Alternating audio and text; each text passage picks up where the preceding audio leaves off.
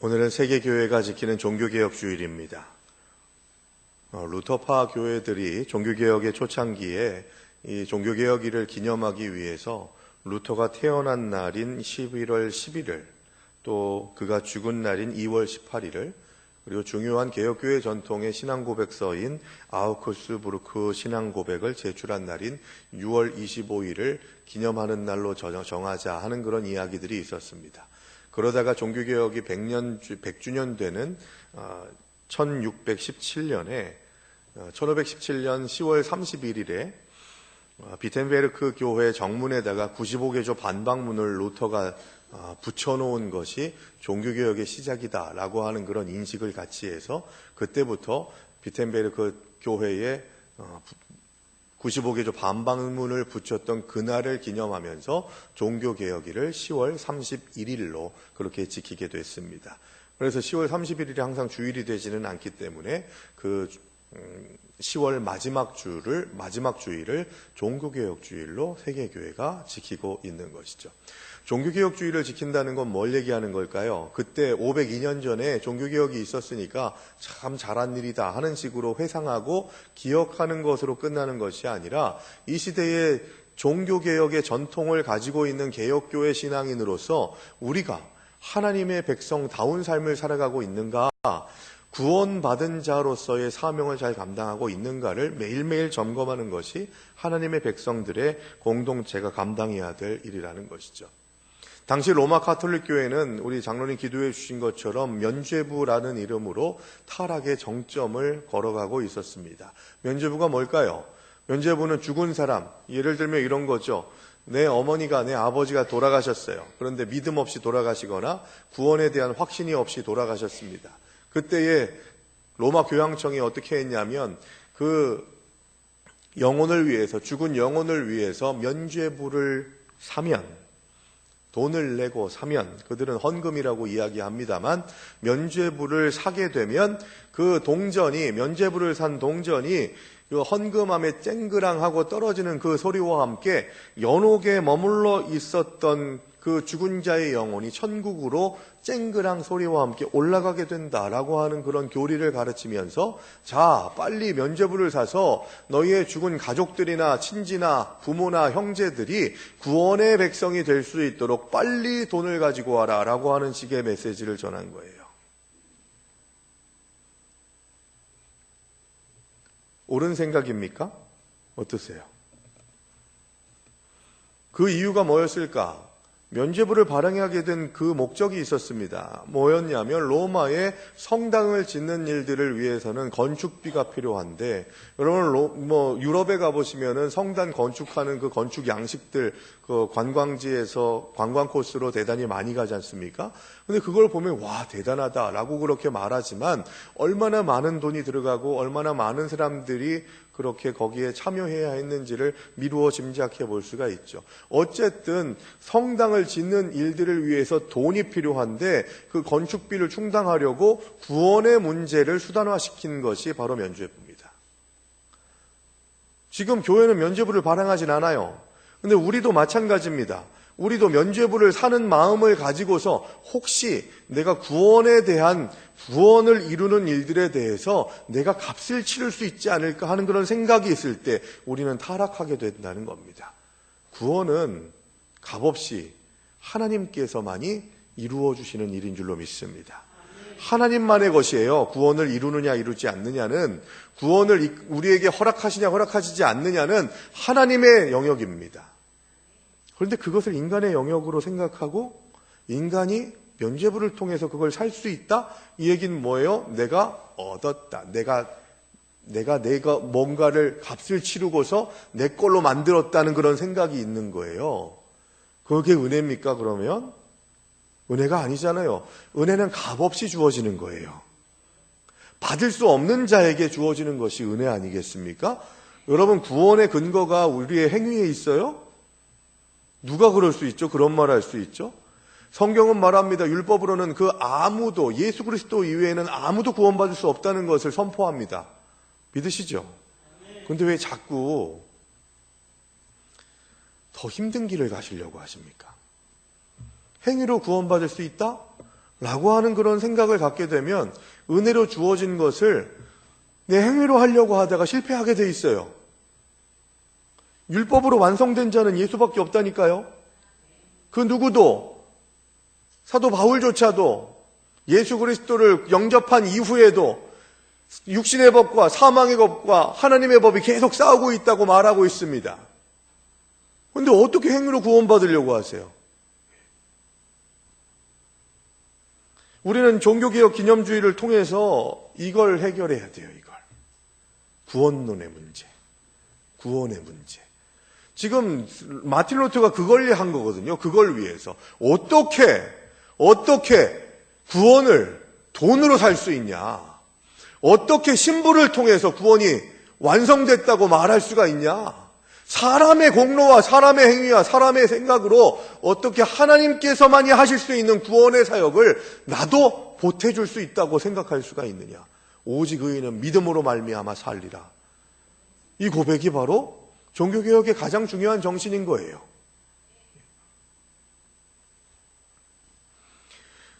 면죄부에 접근하는 생각은 뭘까요? 뭐가 잘못된 걸까요?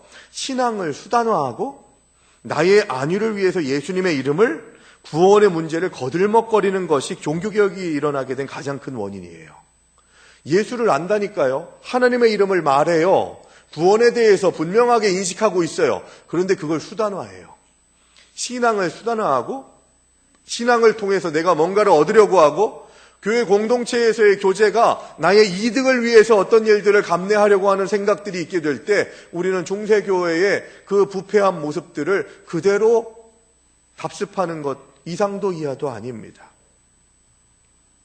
그런 가톨릭 교회의 타락의 한거에서 시작된 개혁교회의 전통을 가지고 살아가는 우리의 삶은 어떻습니까? 이 질문 앞에 우리 모두가 놓여져 있는 거예요. 종교개혁은 지금도 진행 중입니다. 진행 중이어야 합니다. 그리고 다른 사람이 어떻게 신앙생활을 하는지 그건 하나님께 맡기고 나는 복음의 빛에 비추어 봤을 때 온전하게 세워지고 하나님이 기뻐하시는 모습으로 살아가고 있는가, 이거 봐야 되는 거예요. 이게 중요한 거예요. 나는 온전하게 서가고 있는가. 내가 온전하지 못한 이유는 혹시 구원의 근거가 되는 하나님을 믿는 믿음이 잘못된 것은 아닌가. 예수를 믿는다고 하는 사람들 교회 밖에서도 많다니까요. 예수가 그리스도라는 것도 안다는 분들 많다니까요. 그런데 내가 예수는 알지만 신앙생활 하긴 싫다라고 하는 생각들을 가진 사람들과 예배는 드리고 교회당에 나와서 신앙생활 하지만 그들과 별반 다르지 않은 삶을 살아가는 것과는 질적인 차이라는 거예요. 내가 예수를 믿는 믿음이 확실하면 우리의 삶도 변화되게 되어 있습니다. 변화돼야만 구원받는 게 아니에요. 잘못 생각하시면 안 돼요. 구원받았으니 변화되는 거예요. 그런 점에서 저는 종교개혁이 뭘 얘기하는 거냐? 본질로 돌아가는 것이다. 기본으로 돌아가는 것이다. 라고 그렇게 말씀드릴 수 있습니다. 그러면 뭘로 돌아갈까? 종교개혁은 지금도 우리에게 일어나야 된다고, 이루어지고 있다고 그렇게 말하고 있는데, 그러면은 개혁이, 변화가 일어나려면 목표점이 있어야 되잖아요. 어디로 돌아가야 되느냐? 어떻게 변화되고 어떻게 회복돼야 되느냐라고 하는 것에 대한 질문이 있어야 되는 것이죠. 그래서 저는 세 가지를 말씀드립니다. 첫 번째, 하나님의 창조사역의 목적을 회복하시기 바랍니다. 하나님의 창조사역이 이루어졌던 그때로 돌아가야 된다는 거예요. 창세기 1장에 보시면은 셋째 날부터 하나님께서 하루의 창조의 사역을 마치고서 꼭 하셨던 말씀이 있습니다. 뭐죠? 하나님이 보시기에 좋았더라. 그리고 여섯째 날에 사람을 창조하실 때에는 하나님이 보시기에 심히 좋았다. 저는 하나님이 이렇게 말씀하시지 않았을까 생각돼요. 하나님이 보시기에 심히 좋았더라 라고 그렇게 말씀하지 않으시고 심히 좋았더라 라고 하셨을 것 같아요. 아담만 보고 하나님이 좋아하셨다 이 얘기 아니잖아요. 사람을 창조하셨다. 그리고 창조하신 그 사람들이 앞으로 아담을 시작으로 해서 계속해서 하나님의 일을 감당하는 내가 창조한 이 피조물의 정점인 사람들이 내가 보기에 심히 좋은 사람들이 돼야 된다는 것을 창조 사역을 통해서 선포하신 거예요. 자, 보세요. 대자연 앞에 나가요. 노을이 지는 모습을 봅니다. 일출을 보면서 와, 산 정상에 올라가면서 대자연의 아름다움을 보고 놀랍다, 참 귀하다, 그렇게 생각할 수 있어요. 참 보기 좋네 할 수 있습니다. 그런데 그 대자연, 그 신비로운 그 광경보다도 내 삶이 심히 좋아야 된다니까요. 그게 하나님의 창조 목적이에요. 그걸 회복하면 우리의 종교개혁은 완성되는 거예요. 그게 잘 안 되잖아요. 주님 오시는 그날까지 계속돼야 된다니까요. 하나님의 창조의 목적에 맞게 살아가고 있느냐. 하나님이 보시기에 심히 좋았더라라고 하는 얘기는 뭡니까? 우리의 삶이 하나님의 창조하신 피조물인 우리는 다 하나님의 기쁨의 대상이 되어야 된다는 거예요. 나를 보시고 주님께서 기뻐하셔야 된다는 겁니다. 그가 너로 인하여 기쁨을 이기지 못하시면, 이게 스바냐서의 말씀이 우리를 향한 말씀, 우리가 실현하는 말씀이 되어야 된다는 거예요. 그러면 우리 안에 기쁨이 있어야 되죠. 어떤 기쁨입니까? 내가 주님의 백성으로서 하나님의 예수 그리스도를 믿는 믿음으로 구원받은 자라고 하는 그 기쁨, 구원의 은혜를 누리고 있다고 하는 기쁨, 그 감격으로 하나님의 백성으로서 하나님 보시기에 심히 좋은 사람들이 돼야 되는 거예요. 그래서 내가 삶을 살아가면서 어떤 결정을 하고 어떤 상황들을 만들어 나갈 때 우리는 질문해야 되는 거예요. 스스로한테 이 모습을, 이 시간을, 이 상태를 하나님이 심히 기뻐하시느냐. 이거 보면 되잖아요, 우리가. 피조물인 우리는 하나님께 부여받은 본분을 자각하는 삶을 살아야 합니다. 하나님이 지으신 목적을 따라 살면 하나님이 보시기에 심히 좋은 삶을 살아가게 됩니다. 그러니까 하나님이 창조하실 때로 돌아가자, 그때를 회복하자는 얘기는 뭐냐? 하나님의 목적에 맞게 살아가라는 거예요. 하나님의 뜻에 맞게 살아가는 거예요. 내 뜻이 아니라 내가 편리하고 내가 좋고 내가 재미있고 하는 그런 생각들 말고 하나님의 뜻, 하나님이 피조물인 나를 향해서 지으신 그 말씀하신 그 창조 사역의 목적이, 비전이, 사역이 어디 있는지 어떤 것인지를 생각해야 된다는 것이죠. 그래서 창조 사역의 목적을 기억한다는 것은 창조주이신 하나님을 매 순간순간마다 기억하고 인식하면서 자기 존재의 목적과 의미를 알고 실천하는 삶이 필요하다는 것입니다. 그래서 우리는 하나님의 창조 사역으로, 사역의 때로, 하나님이 창조 때로 돌아가려고 하는 마음가짐을 가지려면 고린도전서 10장 31절의 말씀을 기억해야 돼요. 너희가 먹든지 마시든지 무엇을 하든지 다 뭘 위해서요? 하나님의 영광을 위하여 하라. 이건 거예요, 여러분. 하나님의 목적에 따라 산다? 하나님의 뜻대로 산다는 얘기는 뭐냐? 하나님께 영광 돌리는 삶을 살게 되어야 사는 것이라는 거죠. 하나님께 누가 되고 하나님의 이름을 더럽히는 삶은 하나님의 목적에 맞지 않습니다. 하나님의 영광이 되고 하나님의 이름을 드높여드리는, 야, 너 이렇게 올바르게 참 본이 되게 사는 이유가 너 하나님 믿어서 그렇구나, 예수 믿는 사람이어서 그렇구나 라고 하면 내가 하는 삶을, 내가 살아가는 삶을 통해서 하나님이 영광 받으시는 거죠. 그런 삶이 우리들에게 계속돼야 되는 거예요. 양미간이 찌푸려지는 그런 삶으로 살아가서는 안 된다는 거죠. 차를 운전하고 가는데요, 좀 실수할 수 있잖아요. 그러면 꼭 여러분 운전하시는 분들 실수하면 꼭 인사를 좀 하세요. 그 인사 하나로 모든 것들이 해결될 때가 대부분이에요. 이렇게 손을 이렇게 뒤에 있으면 좀 흔드시거나 비상등을 한 두세 번 버튼을 눌러서 두세 번 깜빡거리게 하면 내 잘못입니다, 그런 표시거든요. 그러면은 웬만하면 하려다가 인사하네 하고서 마음이 이렇게 가라앉을 때가 많아요. 미안합니다라고 하는 표시로 우리의 삶 속에서 일어날 수 있는 갈등이나 문제들이 많이 해결될 수 있거든요. 저도 운전하다가 실수할 때가 있잖아요. 근데 운전을 딱 이렇게 하고 가는데 제가 좀 끼어들기를 좀 그렇게 했나 봐요. 그래서 앞에 오더니 갑자기 방해하는 거죠. 앞으로 확 와가지고 막 슬쩍 멈췄다가 한 번 가고 그러는데 차 뒷공문에 보니까 물고기 모양이 이렇게 있는 거예요. 어떤 분들은 이런 생각하시는 분도 계세요. 내가 사람인지라 승질나면 좀 한번 좀 해지끼기도 하고 뭐 화도 내고 그래야 되니까 예수를 믿는다고 하는 표시 자체를 내지 말아야지. 이런 생각도 옳지 않은 생각이에요. 우리는 예수 믿는다고 하는 표시를 많이 내야 돼요. 그리고 그러면서 더 조심해야 되고 더 손해보고 더 희생해야 됩니다. 그게 중요한 거죠, 우리의 삶에. 하나님의 영광을 위해서 살겠다고 하는 다짐이 있다면 내가 가지고 있는 생각과 감정이나 그런 여러 가지 논리들을 다 내려놓고 하나님의 영광을 위해서 모든 것들을 감내할 수가 있다는 것을 우리는 고백할 수 있어야 됩니다. 그 방향으로 돌아갈 수 있어야 되는 거예요. 그래서 창조의 때로 돌아가자. 두 번째, 예수님이 원하셨던 일들에 관심하는 것. 예수님이 사역하실 때에 무엇을 기뻐하시고 무엇을 안 좋아하셨는지를 보는 거예요. 오늘 본문의 말씀이 단적인 예 아니겠습니까? 예수님께서 십자가를 짊어지시기 위해서 예루살렘에 들어가십니다. 그때에 예루살렘에 입성하시고 난 다음에 성전에 들어가셔서 다시 또 그를 엎으세요.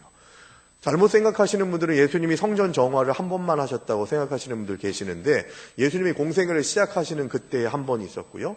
예루살렘에 처음 들어가셔서 성전에서 유월절을 지키려고 하실 때 그때 처음으로 성전을 엎으십니다. 그리고 마지막 십자가를 지시기 위해서 나귀를 타고 예루살렘에 들어가시는 오늘 본문의 내용이 바로 그 부분이에요. 나귀를 타고 입성하셔가지고 다시 성전에 갔더니 또 투전판 같이 팔고 사고 하는 일들이 일어나니까 다시 또 엎으신 거죠. 성전 정화는 두 번입니다.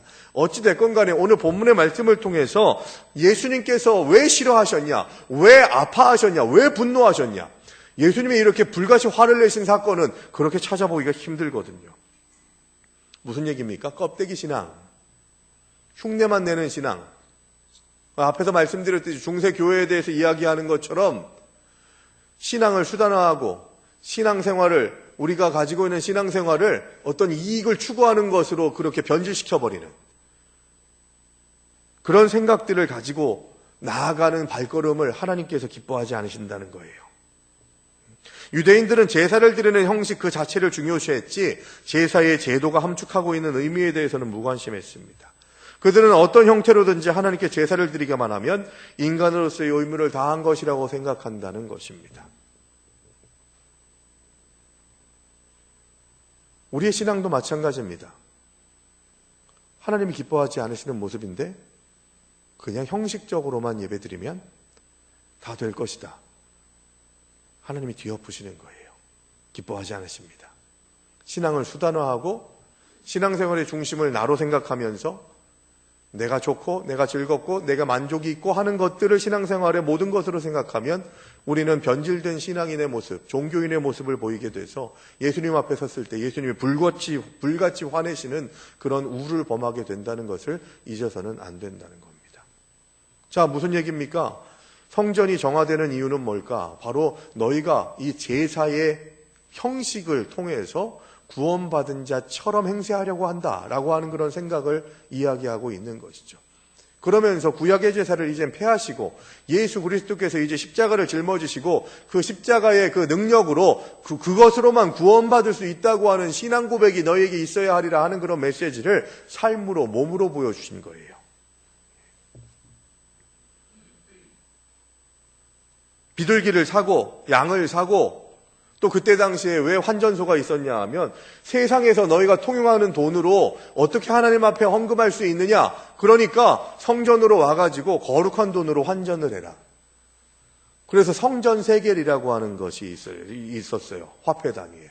성전에서만 통용되는 그런 화폐죠.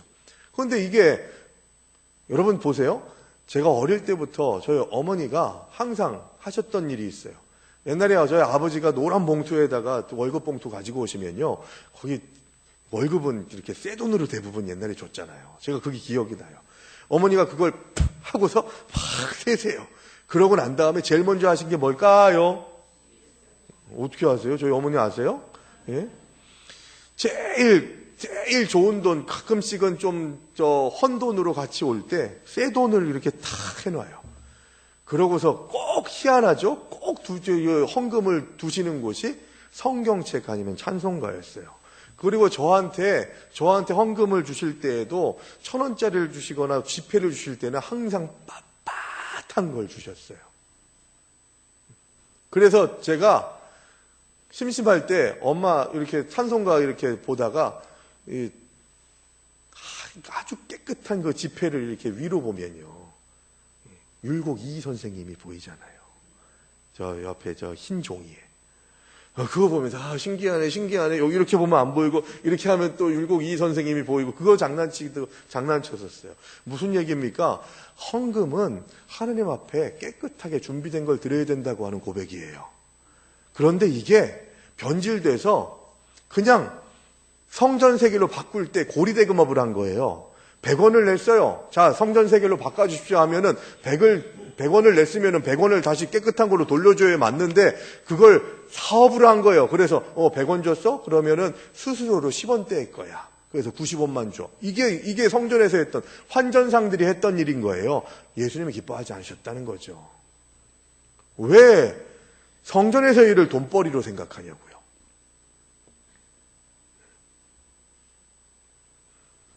지금도 우리의 삶이 예수님이 불같이 화나시는 일들을 하려고 하고 있다면 우리는 개혁의 대상입니다. 우리는 변화돼야 되는 거예요. 값싸게 신앙생활 하시면 안 돼요. 그런 점에서 예수님이 기뻐하시는 일이 무엇인지, 하나님의 창조의 목적이 무엇인지를 암과 동시에 우리가 생각해야 될 세 번째 뭐냐? 초대교회의 정신, 초대교회의 모습으로 돌아가야 된다는 거예요. 초대교회의 모습은 어떤 것이냐? 초대교회가 가지고 있는 가장 중요한 게 뭐냐? 주는 그리스도시요 살아계신 하나님의 아들입니다. 이 고백이에요. 이 고백 위에, 베드로의 고백 위에 내 교회를 세우리니라고 말씀하셨어요. 초대교회 공동체는 신앙 고백 공동체입니다. 그리고 그 고백은 어떤 것이냐? 주는 그리스도십니다. 그래서 그 그리스도께서 십자가를 지셨고 그 십자가의 보혈의 피의 능력으로 내가 구원받았습니다. 나의 공로, 내가 뭘 해가지고 구원을 완성한다? 아니요! 절대 안 됩니다. 라고 하는 그런 고백으로 시작된 교회가 초대교회 공동체고, 그 초대교회의 전통을 우리는 이어가고 있습니다. 그러니까 지금 초대교회 공동체의 모습으로 돌아가라는 얘기는 올바른 구원관과 연결이 되어 있는 거예요. 여러분, 행위로 구원받을 수 있습니까? 대답해 보세요. 행위로 구원받을 수 있어요? 없죠? 그럼 좀 바꿔서 좀 물어봅니다. 행위로 구원받을 수 없다라고 하는 그런 이야기. 예수 믿지 않는 사람들 중에서도 도덕적으로 아주 신실하게 살아가는 사람들이 있어요. 그들에게 구원이 있습니까? 미안하지만 없습니다. 왜요? 예수가 없으니까. 예수 그리스도의 십자가 보혈의 능력을 고백하지 않으니까. 행위로 구원받지 못해요? 그럼 바꿔서 좀 물어볼게요. 예수님께서 십자가를 짊어지심으로 인해서 99%는 만들어 놓으셨어요. 그리고 나머지 1%로 내가 행위를 통해서 구원을 완성해야겠다. 구원을 도와야겠다. 이거 맞는 얘기입니까? 맞아요, 틀려요? 진짜 틀려요? 아니요 하신 분 계시네요? 자, 보세요. 구원을 완성하는 일, 0.00001%라도 구원을 완성하는 일은 불가능하다라고 그렇게 이야기합니다. 자, 성경의 다른 여러 곳에 이런 얘기가 나오는데요. 마태복음 7장 21절에 뭐라고 합니까? 나더러 주여 주여 하는 자마다 하나님 나라에 갈 수 없다라고 그렇게 말씀하시죠. 그러면서 그 뒤에 또 더 우리가 생각해 봐야 될 말씀이 나와요. 다만 하늘에 계신 내 아버지의 뜻대로 행하는 자라야 들어갈 수 있느니라. 자, 우리 이 말씀을 봐요. 하나님의 뜻대로, 하나님 아버지의 뜻대로 행하는 자라야 하나님 나라 들어간대요. 근데 행동으로 구원을 완성할 수 있네요. 어떻게 생각하세요? 행함이 없는 믿음은 죽은 믿음이다. 어떻게 생각하세요? 행함이 중요하네요? 행함이 중요해요, 안 해요? 중요해요. 여러분, 헷갈리지 마세요. 예수를 믿는 것이, 구원을 받는 것이 십자가로만 가능하다고 하면서 우리는 너무 쉽게 행위로 구원에 대해서 내가 조력할 수 있고 도울 수 있다고 하는 생각을 암묵적으로 해요. 저는 이 얘기를 무진장 많이 했습니다. 그리고 몇 주 전에도 야고보서의 말씀을 가지고서 행함에 대해서 강조했어요. 그렇다고 해서 제가 행위 구원론을 얘기하냐? 아니에요. 행위로 구원받을 수 있다? 라고 말하는 것? 제가 그런 의미에서 행위가 중요하다고 말씀하지 않았어요. 아까 말씀드렸던 마태복음 7장 21절의 말씀, 나더러 주여 주여 하는 자마다 하나님 나라에 다 들어가지 못하고 다만 아버지의 뜻대로 행하는 자라야 들어갈 수 있다라고 하는 얘기는요, 여러분 성경을 읽을 때 한 절만, 한 부분만 딱 끊어서 보면요, 거기서부터 이단이 생겨요. 앞뒤 문맥을 보셔야 전체적인 흐름을 봐야 돼요. 마태복음 7장 21절의 말씀을 제대로 해석하려면 마태복음 7장 15절의 말씀을 봐야 돼요. 마태복음 7장 15절의 말씀에 뭐라고 되어 있냐면 거짓 선지자들을 삼가라. 양의 옷을 입고 너희에게 나오나 속으로는 노력하는 일이라 라고 그렇게 이야기합니다. 이 얘기는 뭐냐? 여기서 15절에서 말씀하고 있는 거짓 선지자는 누구냐? 예수님 당시에 율법학자, 바리새인들, 서기관들, 제사장들, 이들을 얘기하고 있는 거예요. 그들은 하나님에 대해서 알고 있고 구원에 대해서 알고 있고 율법에 대해서 알고 있지만 그들은 자기의 행위로 구원받으려고 하는 자들이다. 그 얘기예요. 그리고 그들이 하는 종교적인 열심은 하나님의 뜻에서 벗어났다. 그 얘기예요. 내 행동으로 구원받을 수 있다는 얘기가 아니라니까요. 좀 더 구체적으로 얘기하죠. 오해하시면 안 돼요, 여러분. 행위로 구원받는 것은 포기하시기 바랍니다. 성경은 분명히 얘기하고 있어요. 행위로 율법으로 구원받을 수 있는 구원에 이를 수 있는 자는 예수님 한 분밖에 없다고 누누이 얘기합니다. 그럼 우리 행위는 어떻게 해야 될까요? 행위는 어떤 식으로 돼야 될까요? 그래서 제가 영상을 하나 보여드릴게요. 2007년도에 사랑의 교회 담임하셨던 오카는 목사님이 평양 대부흥 100주년을 기념하면서 한 큰 집회에서 하신 말씀이에요. 2분 정도 되는 분량인데요. 여기에서도 오카는 목사님이 믿음과 행위에 대해서 얘기합니다. 그런데 그 행위가 어떤 행위가 되어야 하는가라고 하는 것을 알려주는 대단히 중요한 거예요. 한번 보시겠습니다. 수십 년 목회를 하면서 목사의 입장에 서면 이름은 요란하지만 행위가 죽은 교회를 만드는 것은 별로 어렵지 않다는 것을 저는 터득하게 되었습니다. 어떻게 하면 되는지 여러분 아시고 싶습니까? 이렇게 하면 됩니다. 목사가 말씀을 가르치거나 설교를 하면서 복음을 조금씩 변질시키면 됩니다. 그리고 나중에는 복음이 얼마나 변질되고 있는지조차도 모를 정도로 둔감해지면 됩니다. 그러면 교회는 이름만 살았고 행위는 죽어질 수 있습니다. 우리가 잘 아는 바와 같이 복음이란 누구든지 예수를 믿으면 구원받는다고 하는 기쁜 소식입니다. 그러나 이 복음에는 진리의 양면성이 들어있습니다. 구원은 믿음으로 받지만 그 믿음의 진가는 순종하는 행위로 검증받아야 한다는 것입니다. 따라서 믿음이 구원의 절대적인 요소라고 한다면 행위는 구원의 필연적인 요소가 됩니다. 우리는 구원받기 위해 순종하는 것이 아니라 구원받았기 때문에 순종하는 사람들입니다. 그러므로 믿음과 행위는 따로 놓고 생각할 수가 없습니다. 예수님은 이 사실을 가리켜서 좋은 나무와 좋은 열매로 비유를 하셨습니다. 따라서 목회자는 믿음과 순종을 똑같이 중요하게 다루고 가르쳐야 합니다. 믿음으로 구원 얻는다는 로마서를 설교했으면 행함이 없는 믿음은 죽었다는 야고보서도 진지하게 가르쳐야 하는 것입니다.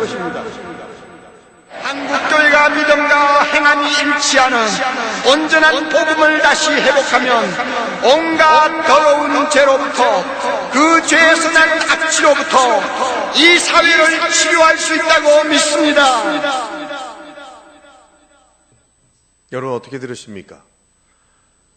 오카는 목사님은 지금 구원에 대해서 이야기하면서 믿음과 행함에 대해서 이야기합니다. 이런 말씀들을 잘못 이해하게 되면 오카는 목사님이 행위구원론자라고 그렇게 생각합니다.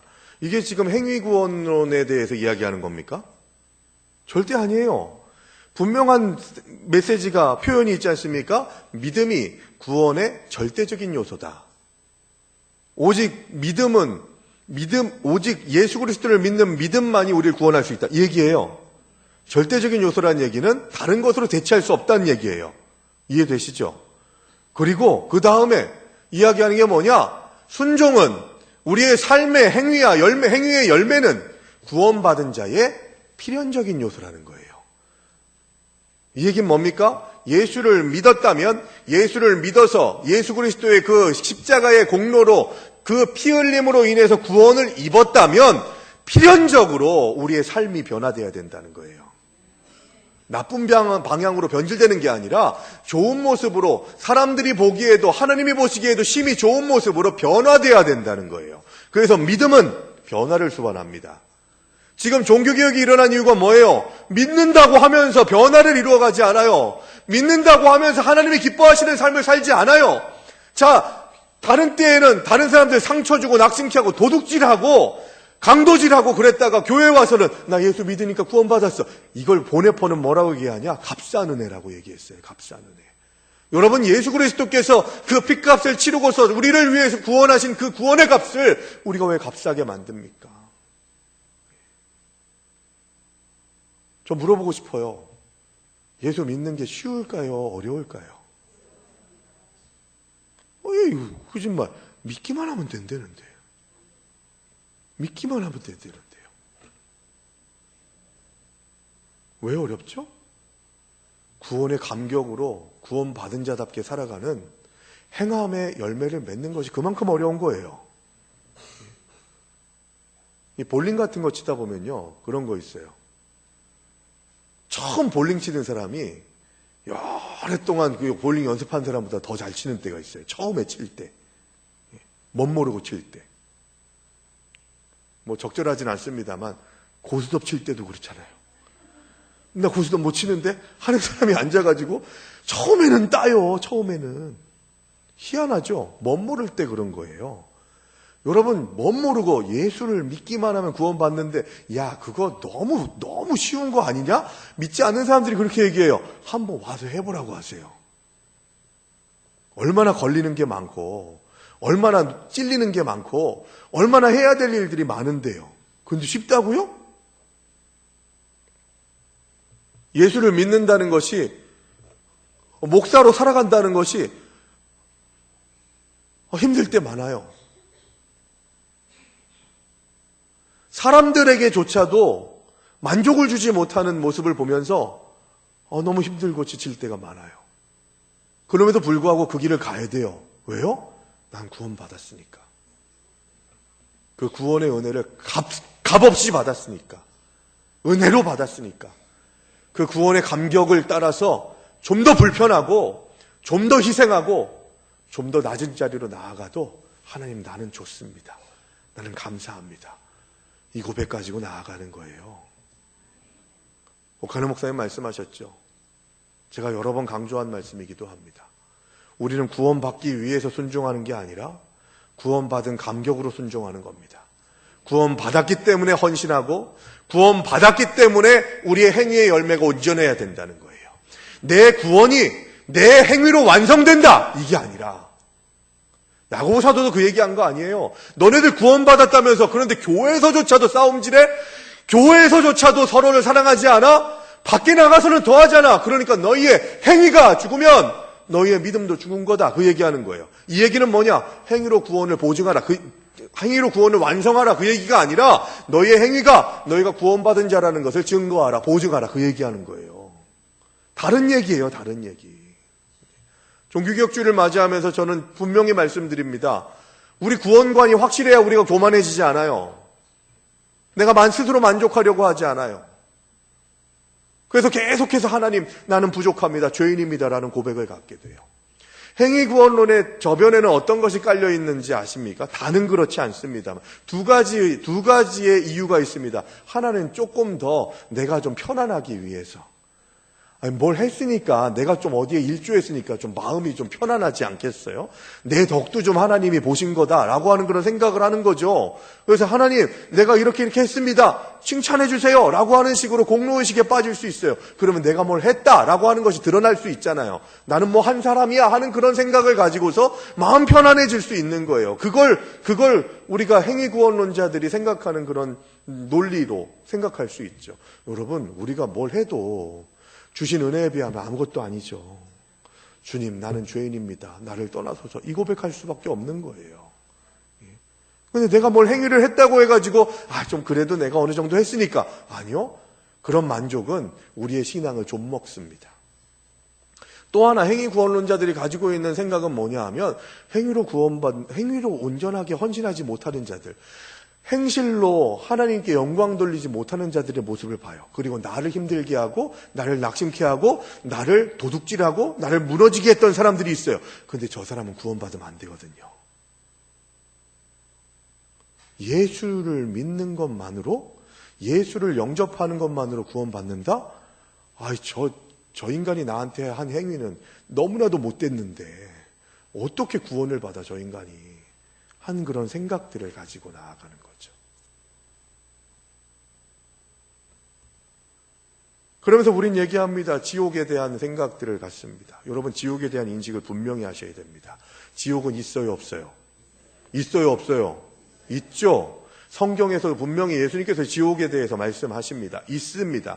그런데 지옥에 대해서 말씀하죠. 계시록에서도 제가 항상 계시록 강의할 때 말씀드렸습니다. 야, 너네들 똑바로 안 살면은 내가 이렇게 징계할 거야. 7 대접, 7 나팔의 재앙을 너에게 부어버릴 거야. 라고 하는 식의 목적을 가지고서 계시록을 쓴 게 아니라고 말씀드렸죠. 계시록은 위로의 말씀이에요. 뭐냐? 하나님의 뜻대로 살아가는 자들, 핍박과 고난의 상황 가운데에서도 하나님의 은혜의 자리에 계속해서 머무는 자들, 계시록의 표현으로 성전의 안뜰에 거하는 자들, 성전 안에 거하는, 바깥에 거하는 자들이 아니라 성소 안에 들어가 있는 자들에게 내가 너희를 안다. 함께 예배하자. 천상의 예배가 있다. 그래서 예배에 대한 광경들이 계시록에 대단히 많다고 얘기했죠. 계시록을 잘못 이해하면요, 야, 무서워. 우리 똑바로 안 하면 저렇게 다 심판받고 다 징계받는데 하는 그런 생각을 가지고서 계시록을 보려고 하니까 계시록의 의미를 모르는 거죠. 내가 너희를 안다. 너희가 핍박당하고 고난당하는 상황에서도 너희가 지향해야 될, 바라봐야 될 곳은 바로 저 천국이다. 하나님 나라에서의 예배다. 그 얘기를 하는 거예요. 자, 그래서 결론적으로 얘기합니다. 우리가 신앙생활 감당할 때 내가 잘못하면 지옥 가 라고 하는 생각으로 살아가면 기쁨이 있겠습니까? 지옥에 대해서는 분명히 인식하셔야 돼요. 인식하지 말란 얘기가 아니에요. 그런데 하나님이 원하시는 삶은요, 천국의 소망을 두고 하나님의 백성으로서 온전히 예배드리고 온전한 헌신을 하고 하나님의 자녀로서 믿음이 흔들리지 않는 가운데에 나아가는 자들은 천국의 소망을 가지고 천국의 백성이 되게 하신다고 하는 산 소망을 가지고 오늘을 기쁘게 살아가는 것이 하나님의 뜻이에요. 근데 매일매일마다 벌벌 떨면서 죄짓지 않기 위해서 밖에도 나가지 않고 하나님이 기뻐하시는 일들에 대해서 초청받았는데도 어떻게 하다 보면 내가 죄 지을 수 있으니까 나는 그냥 산으로 들어갈 거야 하는 그런 생각을 가지고 나아가는 구원관이 아니라, 그래서 지옥에 대해서는 분명히 인식하고 거기에 들어가는 것이 얼마나 두려운 일인지 얼마나 무서운 일인지를 알고 있음에도 불구하고 나에게는 그 지옥에 가지 않을 수 있는 능력이 예수 그리스도의 십자가에 있다고 하는 고백을 가지면 주님만 의지하게 된다는 거예요. 그 주님으로 인해 기뻐할 수 있다는 거예요. 어디에 있든지 무엇을 하든지, 초막이나 궁궐이나 내주의 수 모신 곳, 그러니까 주님과 함께 동행하면서 주님이 나와 함께 하신다는 신앙 고백 속에서 나의 구원은 오직 주님께 있습니다 라고 하는 고백을 갖게 될 때 우리는 기뻐할 수 있는 거예요. 사람 의지하지 마세요. 나도 믿지 마세요. 나도 신뢰하면 안 돼요. 우리는 너무 부족하고 연약한 존재들이거든요. 종교개혁주의를 맞이하면서 우리는 확실한 구원관을 가져야 됩니다. 내가 1%라도 내 행위로 인해서 구원에 대해서 완성시켜줄 수 있다고 하는 교만한 생각들을 십자가 앞에 못 박으십시오. 그리고 내가 뭔가를 하는 것은 구원받은 감격과 은혜로 하는 거라는 거예요. 제가 말씀드렸죠. 주일 성수 왜 합니까? 11조 왜 합니까? 왜 봉사하고 헌신합니까? 나 구원받으려고요. 이거 잘못된 생각이라니까요. 그건 내가 뭔가를 해가지고 구원을 만들어내는 거예요. 값을 치르고서 내가 얻어오는 거예요. 그건 내가 한 거죠. 어떻게 그게 값없이 주어진 거예요? 왜 주일 성수하고 헌신하고 봉헌합니까? 주님께서 나를 구원해 주셨기 때문에, 구원받았기 때문에 그 감격에, 그 은혜에 감사하는 마음으로, 그 응답으로 나는 이렇게 헌신할 수밖에 없습니다. 당신들은 편하게 당신들 마음대로 살죠. 나는 하나님의 마음으로 살아야 됩니다. 하나님의 목적으로 살아야 됩니다. 이 고백을 가지고 나아갈 때 우리는 신앙적인 개혁이 우리에게부터 일어나게 되고, 나의 변화를 통해서 내 가족이, 내 이웃이, 교회 공동체가 변화되게 된다는 것을 기억하면서 이 시대의 종교개혁이 바로 우리에게 일어날 수 있도록 주님 나를 변화시키시고, 내가 하나님만을 바라보며 구원은 하나님만이 완성하실 수 있다고 하는 신앙 고백 속에